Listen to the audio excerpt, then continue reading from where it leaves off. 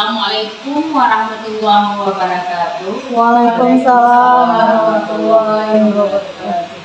Alhamdulillah rabbil alamin, wassalatu wassalamu ala asyrafil anbiya'i wal mursalin wa ala alihi washabbihi. Syukur alhamdulillah hari ini kita masih diberikan kesehatan sehingga kita bisa berkumpul di ruangan ini. Selawat beserta salam juga kita sanjungkan kepada keharibaan Nabi besar Muhammad SAW. Baiklah, pada kesempatan ini kita akan mendekatkan sebuah destinasi dari Ibu Lisnawati, yaitu tentang menyebarkan pemahaman dan penerapan pengalaman budaya positif. Jadi Ibu Lisnawati ini merupakan suatu kebanggaan kita juga SMP Negeri 5 Bandar Baru, yaitu karena beliau adalah TGP pada angkatan 10 ini. Jadi kita harapkan untuk tahun selanjutnya mungkin Ibu Currauda, Ibu Rizkayanti, Bu Lutfi Marlina, Ibu Depi Arianti bisa menyusul Ibu Lisnawati untuk mengikuti CGP tahap selanjutnya. Insyaallah. Baik. Tidak saya perpanjang lagi untuk pembukaan ini, langsung aja kita persilakan Ibu Lisnawati untuk mendefinisi penyebaran pemahaman dan penerapan pengalaman budaya positif. Silakan. Assalamualaikum warahmatullahi wabarakatuh. Waalaikumsalam warahmatullahi wabarakatuh. Alhamdulillahirabbil alamin wa bihi nasta'in ala umuri dunya waddin wa ala alihi washabihi ajma'in. Pertama-tama kita mengucapkan puji beserta syukur kepada Allah Subhanahu wa taala, yang mana oleh Allah yang telah memberikan kita kesehatan, kesempatan sehingga kita bisa berkumpul pada ruangan yang sederhana ini. Selawat beserta salam, marilah kita sama-sama menyaksikan kehadiran Nabi besar Muhammad SAW, yang mana oleh beliau yang telah membawa kita dari alam jahiliyah kepada alam yang Islamiyah, dari alam yang kebodohan kepada alam yang penuh dengan ilmu pengetahuan yang seperti sekarang kita rasakan saat ini. Penghormatan saya yang pertama sekali kepada Bapak Kepala Sekolah SMP Negeri 5 Bandar Baru beserta Ibu Wakil Kepala Sekolah. Penghormatan saya kepada seluruh Dewan Guru dan staf dan karyawan SMP Negeri 5 Bandar Baru. Pada hari ini saya sebagai calon guru penggerak angkatan 10 ingin mendefinisikan tentang menyebarkan pemahaman dan penerapan pengalaman budaya positif di lingkungan SMP Negeri 5 Bandar Baru.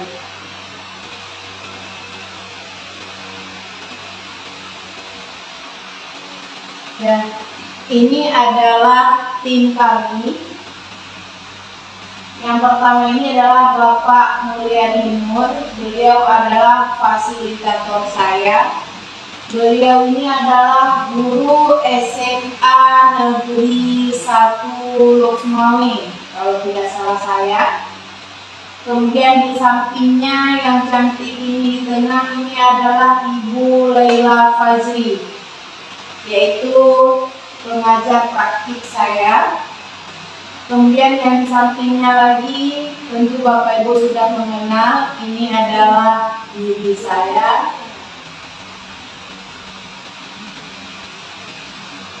Ya, adapun tujuan diseminasi kita pada hari ini adalah yang pertama untuk memenuhi tugas aksi nyata saya di modul 1.4.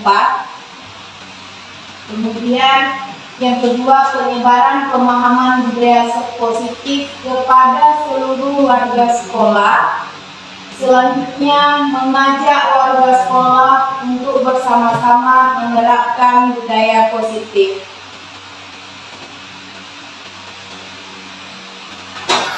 Ya, sebelum kita mulai ke pembahasan, ini sedikit ada ice breaking. Ya Bapak Ibu, ada ice breaking. Clue-nya itu ingat, yang Bapak Ibu sebutkan adalah warnanya. Yang Bapak Ibu perhatikan adalah warnanya, bukan tulisannya. Mengerti Bapak Ibu? Mengerti. Iya. Yang diperhatikan di sini adalah warnanya, bukan tulisannya, ya. Jadi cepat-cepat Bapak Ibu saya tunjukkan satu-satu. Maka Bapak Ibu menyebutkan satu orang ini satu baris. Usahakan cepat ya. Yang pertama saya tunjukkan Ibu Cut Januarina. Baris pertama Ibu. Biru, hijau, kuning. Iya, benar sekali. Yang kedua Ibu Cut Fitri. Pink, biru, orange. Iya. Yang salah kita apain ini? Kita suruh nyanyi. Suruh nyanyi. Ya Bu Cut Fitri. Kemudian yang baris ketiga Bu Devi. Merah, ungu, biru. Ya, merah, ungu, biru. Ya, baris keempat Bu Farida. Merah, ungu, hijau. Merah, ungu, hijau. Yang terakhir, baris terakhir Ibu Mariati. Baris terakhir. Kuning, hijau, merah. Ya. Kuning, hijau, merah. Berarti di sini ada 5 baris. Tadi ada 2 orang yang menyebutkan. Berarti yang 2 orang tadi fokus ke tulisan, bukan ke warna. Bapak Ibu, beginilah gambaran peserta didik kita. Beginilah gambaran anak didik kita. Ada yang tahu apa makna dari SPT ini? Fokus Bu. Fokus. Yang lain, Bapak Ibu, konsentrasi. Yang lain, makna yang tertulis bukan belum tentu itu yang sebenarnya. Yang terlihat. Ya, yang terlihat atau yang tertulis bukan itu keadaan yang sebenarnya, ya. Begitu juga dengan anak didik kita. Kemudian selanjutnya Bapak Ibu, ini ada konsep inti budaya positif. Apa saja konsep inti budaya positif? Yang pertama ada perubahan paradigma belajar, kemudian ada disiplin positif, ada nilai-nilai kebajikan, kebutuhan dasar manusia, motivasi perilaku manusia, posisi kontrol guru, keyakinan kelas, dan segitiga restitusi. Semuanya ini ada 8 inti budaya positif. Saya akan memaparkan satu persatu tentang budaya positif ini. Ya. Yang pertama adalah pembelajaran dengan paradigma baru. Pembelajaran dengan paradigma baru merupakan pembelajaran yang dirancang berdasarkan pembelajaran berdiferensiasi, sehingga para peserta didik belajar sesuai kebutuhannya berdasarkan tahap perkembangan sesuai teori psikologis modern untuk mewujudkan profil pelajar Pancasila. Apa itu pembelajaran berdiferensiasi? Pembelajaran berdiferensiasi adalah pembelajaran yang kita lakukan sesuai dengan bakat dan minat siswa. Ada yang namanya diferensiasi produk, proses, konten, ya, ada 3 berdiferensiasi.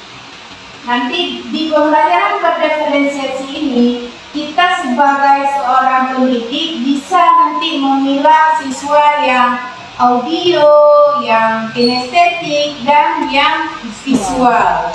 Kadang-kadang ada siswa yang audio tetapi dia tidak kinestetik. Ada siswa yang kinestetik, dia tidak audio. Berarti tugas ataupun cara yang kita lakukan juga berbeda terhadap peserta didik yang demikian. Selanjutnya, perkembangan sesuai teori psikologis modern untuk mewujudkan profil pelajar Pancasila. Yang diharapkan sekarang adalah peserta didik yang membentuk karakter yang berprofil pelajar Pancasila. Apa saja profil pelajar Pancasila? Masih ingat nyanyi profil pelajar Pancasila?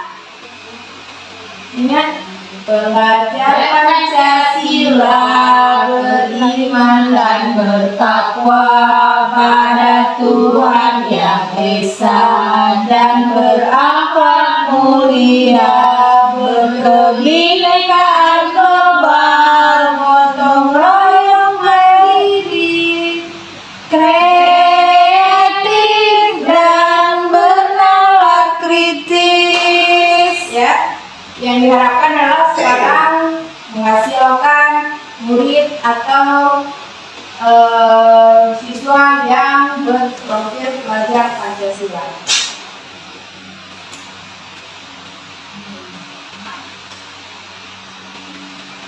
Selanjutnya, miskonsepsi tentang teori kontrol. Kita berpikir bahwa ilusi guru mengontrol murid. Yang mengontrol murid adalah kita guru. Kemudian ilusi bahwa semua penguatan positif, efektif, dan bermanfaat. Selanjutnya, ilusi bahwa kritik dan rasa bersalah mampu menguatkan karakter. Selanjutnya, ilusi orang dewasa berhak memaksa. Kita sebagai seorang guru berarti sebagai seorang yang dewasa. Kita berpikir bahwa berarti kita berhak memaksa. Apakah nanti pikiran kita ini benar atau salah, bisa ditanya sama-sama. Ya, ini adalah mengubah paradigma stimulus respon ke pendekatan teori kontrol. Yang pertama, stimulus respon, realitas kebutuhan kita sama. Ternyata realitasnya adalah kebutuhan kita itu berbeda. Kadang-kadang di rumah saja kita satu ibu satu ayah, tapi berbeda, apalagi di sekolah. Berapa jumlah anak didik kita? Tentunya kebutuhan mereka tentunya berbeda.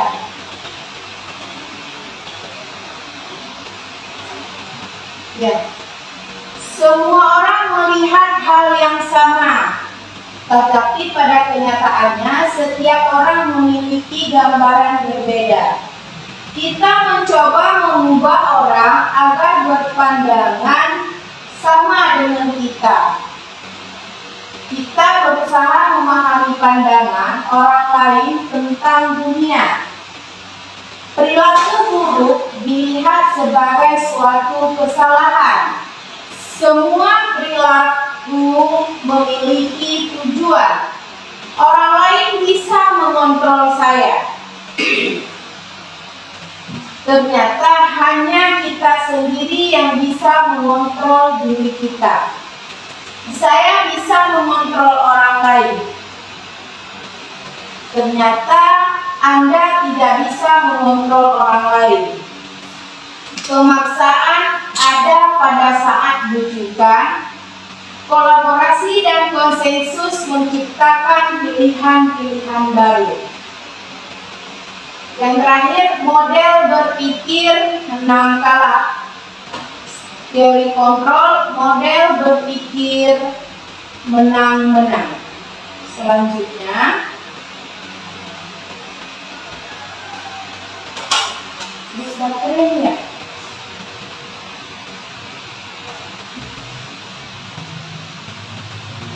Oke.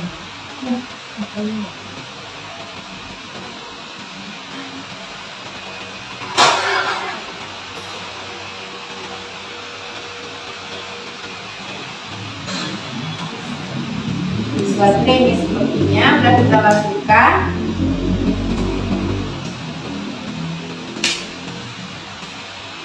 Disiplin positif. Disiplin berasal dari kata disiplin, disiplina yang artinya belajar.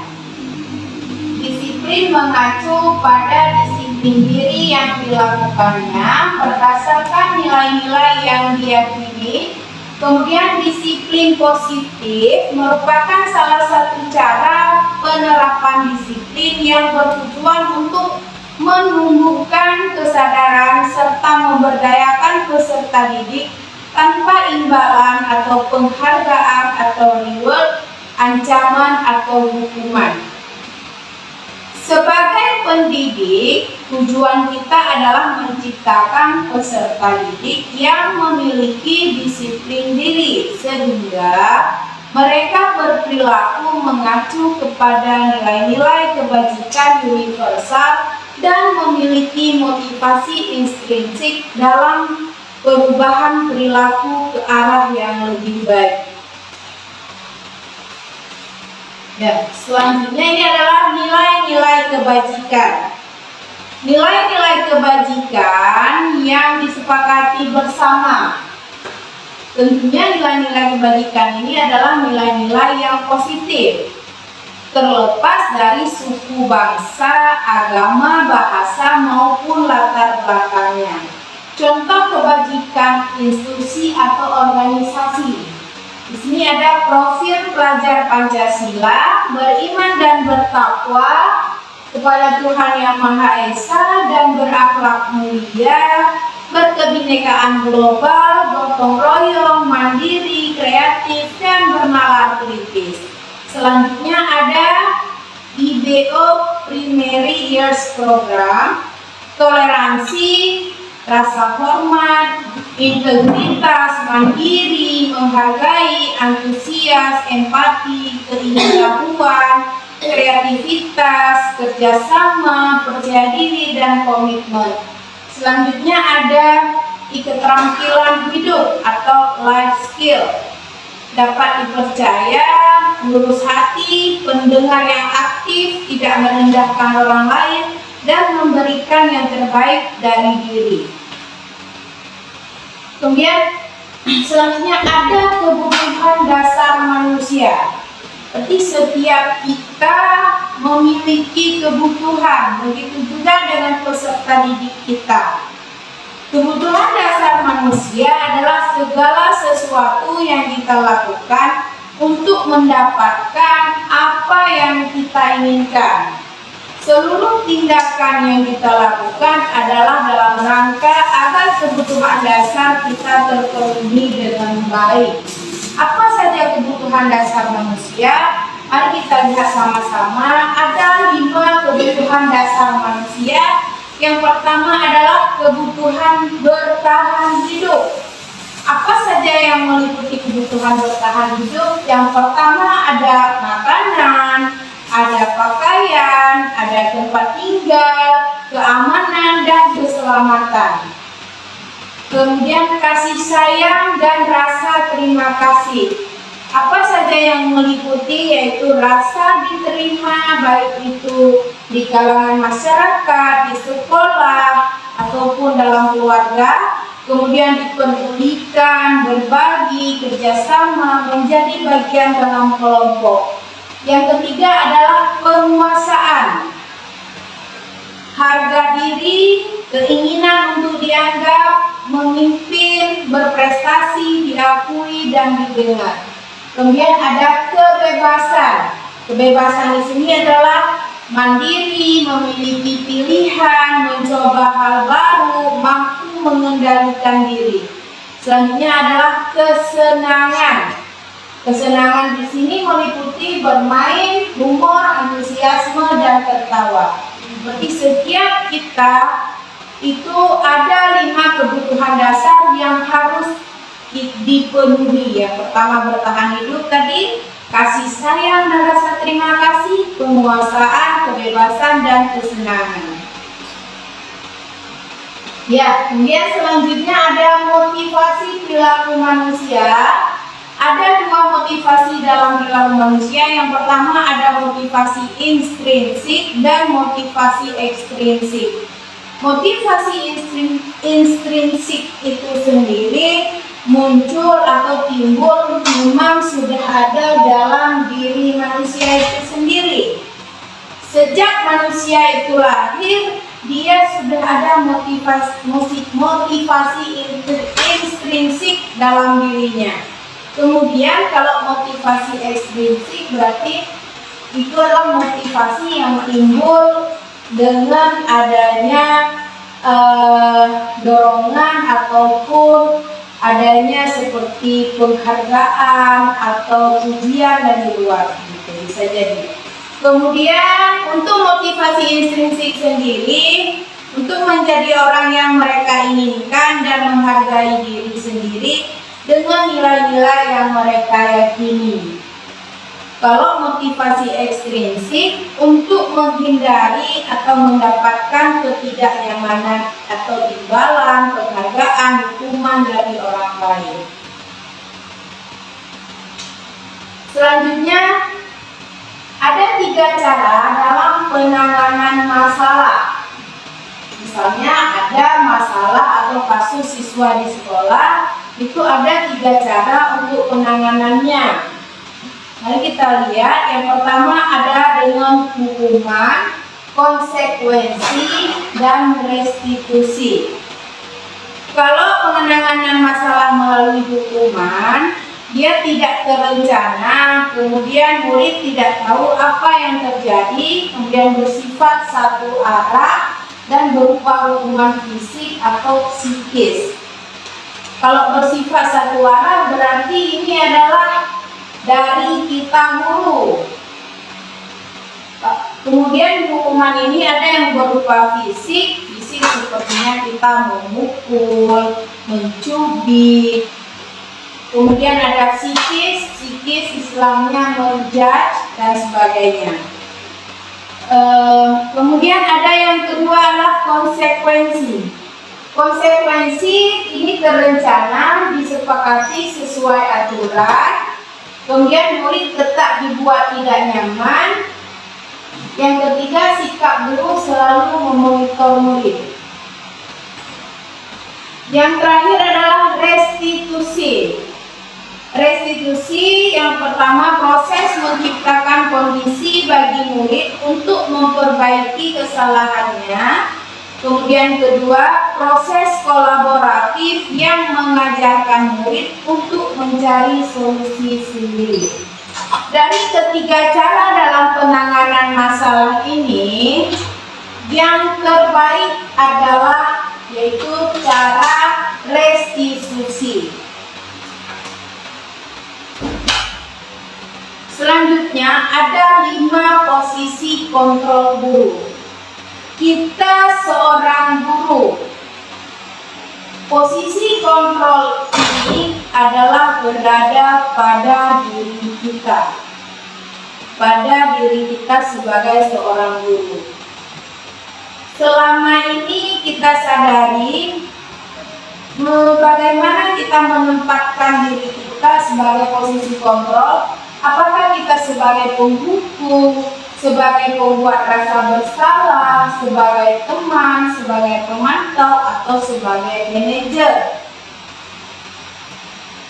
Dari kelima posisi kontrol ini, yang paling baik kita sebagai seorang guru adalah di posisi manajer. Posisi kontrol yang harus diterapkan di sekolah adalah sebagai manajer. Guru melakukan suatu kegiatan bersama murid, kemudian mempersilahkan murid mempertanggungjawabkan perilakunya dan mendukung murid agar menemukan solusi atas permasalahannya sendiri. Posisi manajer mengacu pada teori restitusi yang dapat menjadikan murid sebagai manajer bagi dirinya sendiri sehingga tercipta identitas positif. Ya, ini adalah ada satu kasus contoh penerapan 5 posisi kontrol guru. Misalnya ada satu kasus siswa tidak memakai atribut lengkap saat mengikuti upacara bendera. Jadi ini ada kelima posisi kontrol. Bagaimana penyelesaian kasus tersebut jika kita menempatkan diri sebagai penghukum? Jika kita menempatkan diri posisi kontrol kita sebagai penghukum, maka kata-kata yang keluar dari kita seorang guru adalah kita menyuruh peserta didik untuk hormat pada bendera selama 1 jam.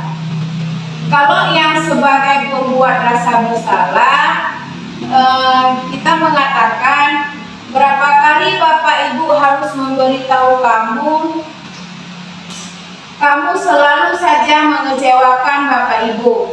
Kalau yang posisi sebagai teman, ayo dong ikuti aturan sekolah.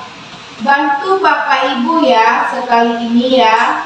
Sudah tidak apa-apa, lain kali jangan sampai berbuat seperti ini lagi. Kemudian kalau kita tempatkan diri, posisi kontrol kita adalah sebagai seorang pemantau. Kamu sudah melanggar aturan sekolah. Kamu tahu konsekuensinya. Setelah upacara kamu berikan atributnya ke koperasi sekolah dan jangan diulangi lagi. Kalau posisi kita atau kita tempatkan sebagai manajer, apakah kamu tahu kesalahanmu? Kira-kira bagaimana kamu memperbaiki kesalahanmu? Berarti kelima posisi kontrol ini yang terbaik adalah manajer. Ya, selanjutnya ada membuat keyakinan kelas. Mengapa keyakinan kelas? Mengapa bukan peraturan kelas? Ada yang bisa jawab? Ibu Farida, kenapa keyakinan kelas bukan dengan peraturan kelas? Kalau peraturan sepertinya agak dikenakan suatu pemaksaan juga, karena peraturan kita yang buat untuk anak didik. Jadi tidak ada kerjasama atau kesepakatan antara guru dan siswa. Tok dari kita. Ya, bagus sekali jawabannya. Kalau peraturan bersifat pemaksaan ya. Ya, yang lain ada Bu Rizkyanti? Enggak, sama aja. Sama aja ya. Aturan itu biasanya ada hukumannya, Bu ya. Kalau peraturan ada hukumannya, kalau nggak kita lakukan, misalnya kita kerjakan seperti yang peraturan, tentu terakhirnya nanti ada hukuman. Tapi kalau dalam sistem militer mungkin bisa ya begitu. Tapi kalau ini kan peserta didik, tidak mungkin kita kasih hukuman gitu. Makanya lahirlah keyakinan kelas, bukan peraturan kelas. Lahirlah keyakinan kelas. Keyakinan itu nanti lahir berdasarkan kesepakatan kolaboratif antara guru dan peserta didik.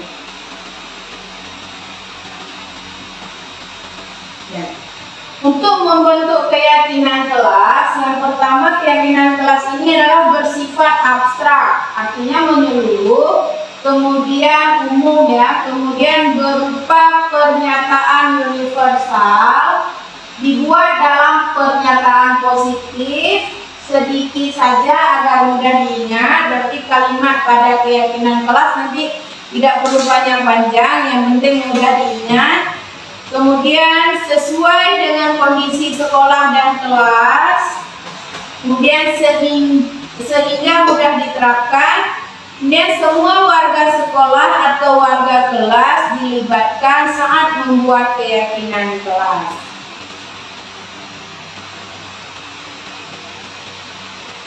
Ya. Yang terakhir ada segitiga restitusi. Segitiga restitusi adalah suatu proses dialog yang dijalankan oleh guru agar dapat menghasilkan murid yang mandiri dan bertanggung jawab. Ada 3 cara dalam menyelesaikan sebuah kasus menggunakan segitiga restitusi. Yang pertama, menstabilkan identitas. Pada tahap menstabilkan identitas ini, kita sebagai seorang pendidik mungkin sering di saat penyelesaian kasus atau sebuah masalah dengan siswa, kita sering mengatakan setiap orang pasti pernah melakukan kesalahan. Begitu juga dengan ibu, begitu. Kemudian kamu bukan satu-satunya yang pernah melakukan ini. Yang namanya kita manusia pasti pernah salah. Ini berarti ada di menstabilkan identitas. Kemudian validasi tindakan yang salah. Kamu tentu punya alasan mengapa melakukan itu. Misalnya ada kawan yang memukul temannya atau bagaimana. Di saat kita tanyakan kenapa kamu melakukannya, mungkin dia bilang dia mengejek saya bu, dia mengejek nama orang tua saya bu, gitu. Kemudian adakah cara yang lebih efektif?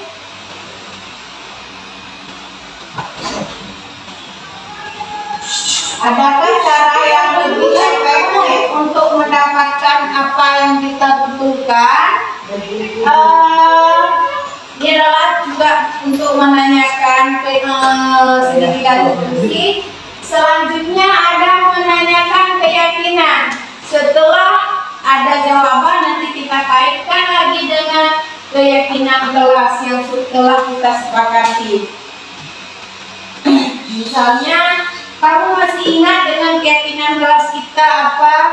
Saling menghargai ibu, saling misalnya bertanggung jawab ibu, saling menghargai, saling menghormati. Kita kaitkan lagi dengan nilai keyakinan kelas. Ya, ini untuk menstabilkan identitas tadi. Penyelesaian segitiga restitusi ada menstabilkan identitas, validasi tindakan, dan menanyakan keyakinan. Di menstabilkan identitas ini berdasarkan prinsip membuat kesalahan adalah bagian dari proses pembelajaran.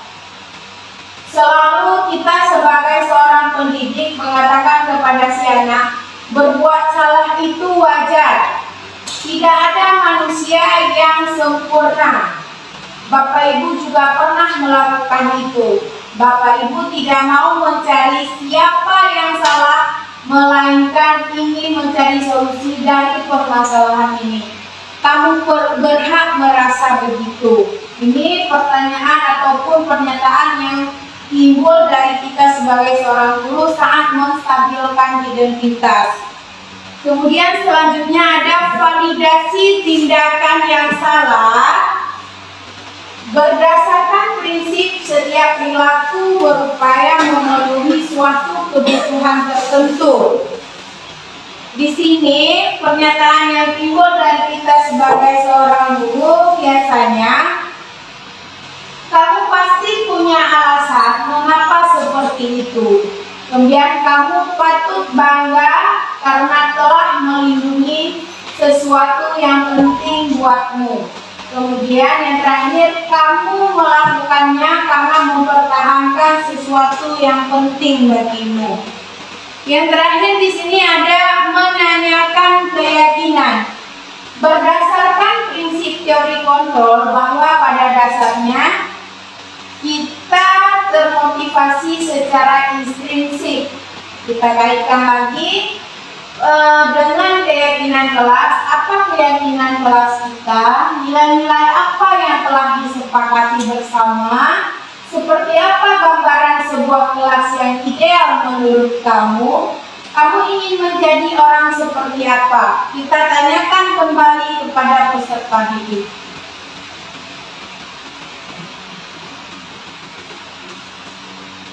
Ya. Untuk penutupnya, dalam penerapan program disiplin positif, hendaknya guru memiliki standar kepribadian, profesional, dan sosial yang baik, di mana guru mampu merefleksikan dirinya dalam posisi kontrol saat ini. Bagaimana perjalanan dirinya sebagai among atau manajer yang menuntun murid-muridnya menjadi insan yang mandiri, merdeka, dan bertanggung jawab. Ya. Demikian pemaparan dari saya tentang penerapan budaya positif. Lebih dan kurang saya mohon maaf. Terima kasih banyak Bapak Ibu yang telah sedia meluangkan waktunya.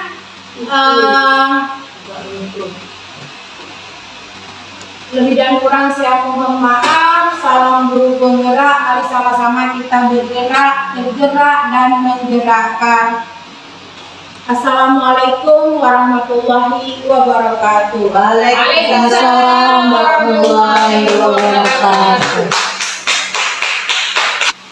Sungguh pemaparan yang sangat luar biasa yang sudah kita dengarkan tadi dari Ibu Risnawati. Jadi semoga ke depan, semoga kita semua ini bisa menerapkan cara-cara penyelesaian masalah yang sudah dipaparkan oleh Bu Risnawati. Tidak seperti kemarin-kemarin mungkin kita hanya sekilas memberi hukuman atau dengan memposisikan siswa kepada posisi merasa bersalah Bu Risna ya, dan lain-lainnya.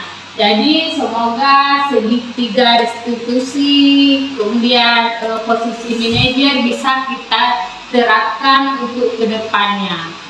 Demikian destinasi hari ini sangat bermanfaat dan semoga kita bisa mengambil hikmahnya. Assalamualaikum warahmatullahi wabarakatuh. Waalaikumsalam warahmatullahi wabarakatuh.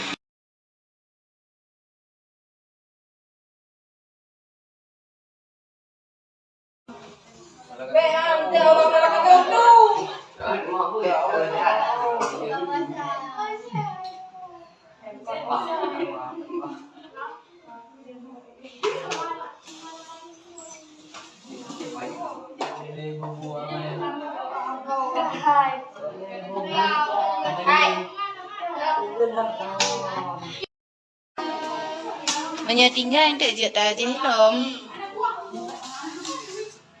Wah, very good. Aduh tuh. Tirot. Kan mereka online.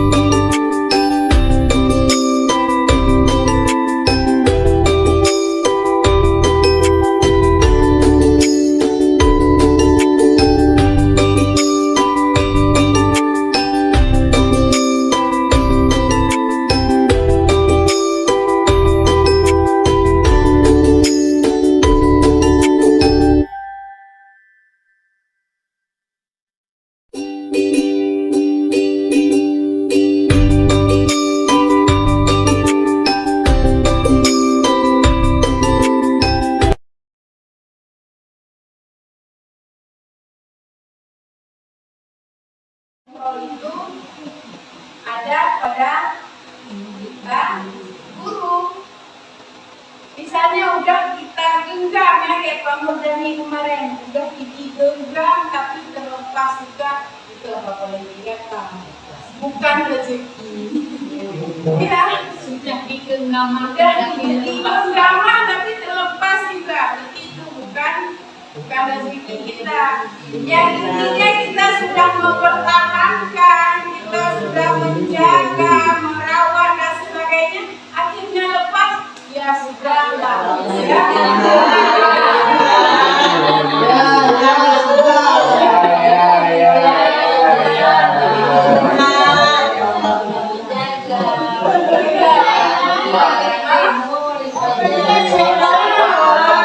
dipegang kuat-kuat, dijaga dengan baik,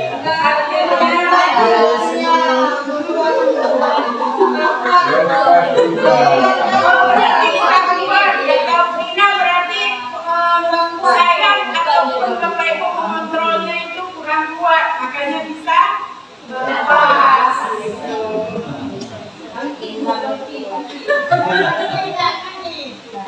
Dan tak lepas bukan di borgol aja. Di borgol disediakan.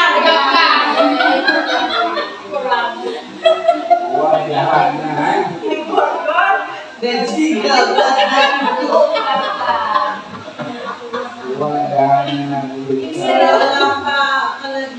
ini ada contoh penerapan 5 posisi kontrol. Tadi kan ada 5 posisi kontrol. Yang pertama ada pembuat rasa bersalah, teman, pemantau, manajer.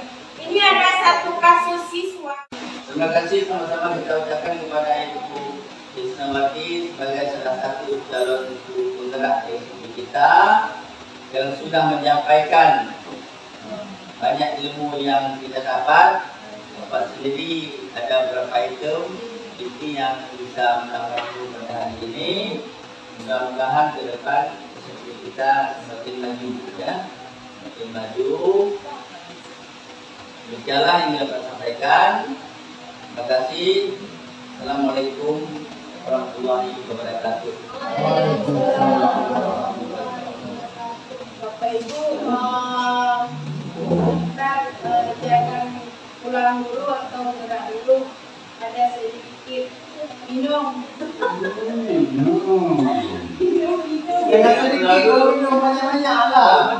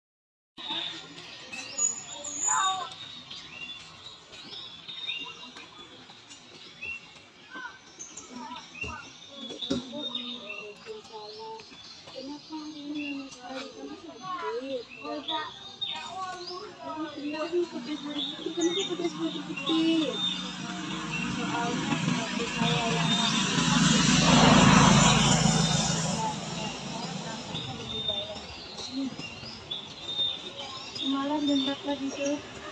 Agak larut bu, soalnya semalam aku meninggal.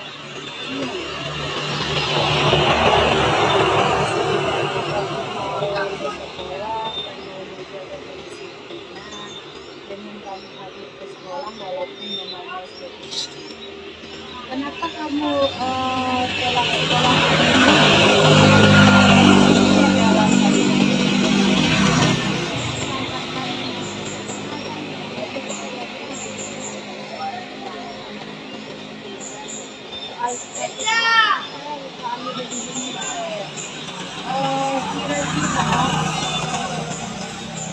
Apa yang bisa kamu lakukan besoknya tidak terlambat lagi.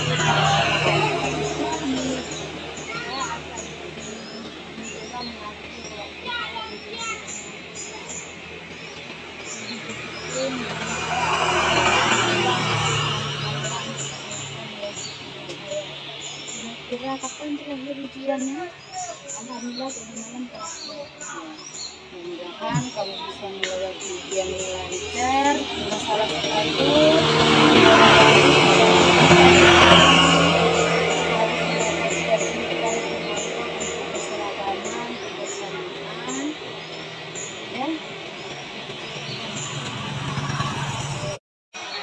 Ya udah, lain kali harus tidur lebih awal. Jangan pakai sepatu putih ke sekolah, ya.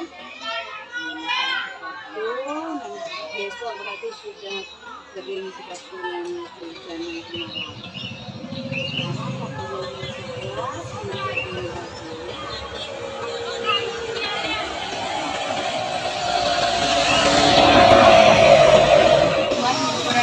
Saya Raisa Rahman dari kelas 81 SMP Negeri 5 Bandar Baru.